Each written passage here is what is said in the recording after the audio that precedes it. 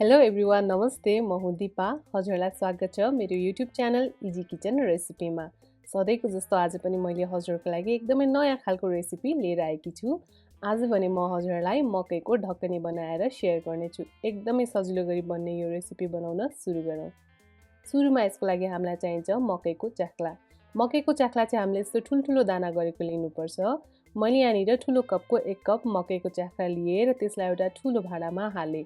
अब यसलाई राम्रोसँग पहिला पखाल्ने 2-3 पानी यसलाई राम्रोसँग पखालिसकेपछि यसमा चाहिँ पानी हालेर थोरैमा पनि यसलाई हामीले आधी घण्टा चाहिँ भिजाउन राख्नुपर्छ यसरी भिजाएर बनाएको ढकनी चाहिँ एकदमै नरम हुन्छ मैले यहाँनिर सफा पानी राखेर यसलाई आधी घण्टा जति भिज्नको लागि छाडिदिए यसलाई यहाँ भिजाएको आधी घण्टा भइसकेको छ अब यसको पानी फ्याँकिदिने यो च्याख्ला तयार भइसक्यो अब यसबाट हामी ढकनी बनाउन सुरु गरौँ यसको लागि मैले यहाँ एउटा प्यान बसाले अब यो तातेको प्यानमा ठुलो चम्चाको 1 चम्चा घिउ राख्ने घिउलाई राम्रोसँग तात्न दिने घिउ यतिको राम्रोसँग तातिसकेपछि अघि हामीले भिजाएर राखेको च्याख्ला यसमा हाल्ने आगोको हिटलाई चाहिँ हामीले अब मिडियम टु हाईमा राख्ने सबै च्याख्ला हालिसकेपछि यसलाई चाहिँ हामीले एकदमै राम्रोसँग भुट्नुपर्छ जसरी हामीले चामलको ढकनी बनाउँदाखेरि चामललाई रातो हुँदासम्म भुट्ने गर्छौं त्यसरी नै यो मकैको च्याख्लालाई पनि हामीले रातो हुने गरी भुट्नुपर्छ त्यसैले आगोको हिटलाई मिडियम टु हाईमा राख्ने र यसलाई बेला बेलामा चलाउँदै राम्रोसँग भुट्ने मैले मकैबाट बन्ने धेरै नयाँ खालका परिकारको रेसिपीहरू मेरो च्यानलमा अपलोड गरेकी छु हजुर यदि त्यसको लिंक चाहनुहुन्छ भने म डिस्क्रिप्सन बक्समा गएर दिनेछु त्यहाँबाट हजुरले सजिलै त्यो भिडियोहरू हेर्न सक्नुहुनेछ मैले यहाँनिर यो च्याख्लालाई 3-4 मिनेट राम्रोसँग भुटे लगभग आधी जति यो च्याख्ला भुटिसकेको छ अब च्याख्ला यतिको भुटेपछि यसमा भने मैले थोरै मसिनो गरी काटेर राखेको नरिवल हाले हजुरले आफुलाई मनपर्ने कुनै पनि ड्राई फ्रुट यसमा हाल्न सक्नुहुन्छ नरिवल सँगसँगै मैले यहाँनिर थोरै किसमिस पनि राखेँ अब फेरि हामी नरिवल र किसमिसलाई यो च्याख्लासँगै चलाउँदै भुट्ने छौं अझै यो च्याख्ला रातो भइसकेको छैन यसलाई चाहिँ हामीले रातो हुने गरी भुट्नु पर्ने हुन्छ नरिवल र किसमिस हालेर यसलाई केही बेर भुटिसकेपछि अब भने यसमा चिनी राख्ने मैले यहाँनिर ठुलो चम्चाको 2 चम्चा चिनी राखेँ हजुरले कतिको गुलियो खानुहुन्छ त्यो अनुसार चिनी कम या धेरै राख्न सक्नुहुन्छ चिनी राखिसकेपछि चाहिँ आगोको हिटलाई हल्का लो गर्दिने र यसलाई लगातार भुट्ने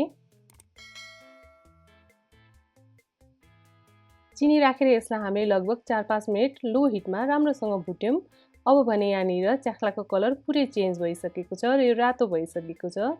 च्याख्ला एकदमै राम्रोसँग भुटेर यतिको रातो भइसकेपछि अब भने यसमा दुध राख्नु भन्दा अगाडि ग्यासको हिटलाई चाहिँ एकदमै लोमा राख्नु होला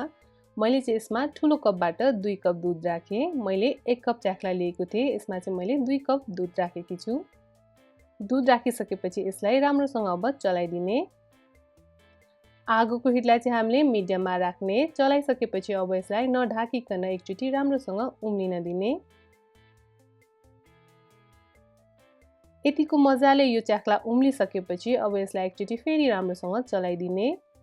यसको दुध चाहिँ आधी लगभग सुकिसकेको छ अब ग्यासको हिटलाई लो टु मिडियममा राख्ने र यसलाई ढाकेर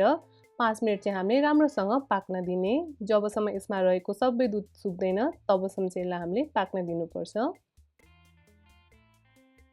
यसलाई चाहिँ मैले यहाँनिर ढाकेर पकाएको लगभग 5 मिनेट भइसकेको छ अब यसलाई चेक गरौँ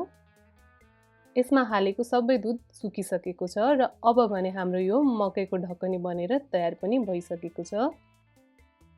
हेर्नुस् त हेर्दै खाउ लाग्दो एकदमै सजिलो अनि हेल्दी मकैको ढकनी बनेर एकैछिनमा तयार पनि भयो अब ग्यासको हिटलाई अफ गर्ने र हजुरले यसलाई आफुलाई मनपर्ने कुनै पनि तरकारी अचारसँग सर्भ गर्न सक्नुहुन्छ हजुरले यसलाई एकादशीको व्रतमा पनि बनाएर खान सक्नुहुन्छ यसरी बनाएको यो मकैको ढकनी एकदमै स्वादिलो हुन्छ र छिट्टो बनेर तयार पनि हुन्छ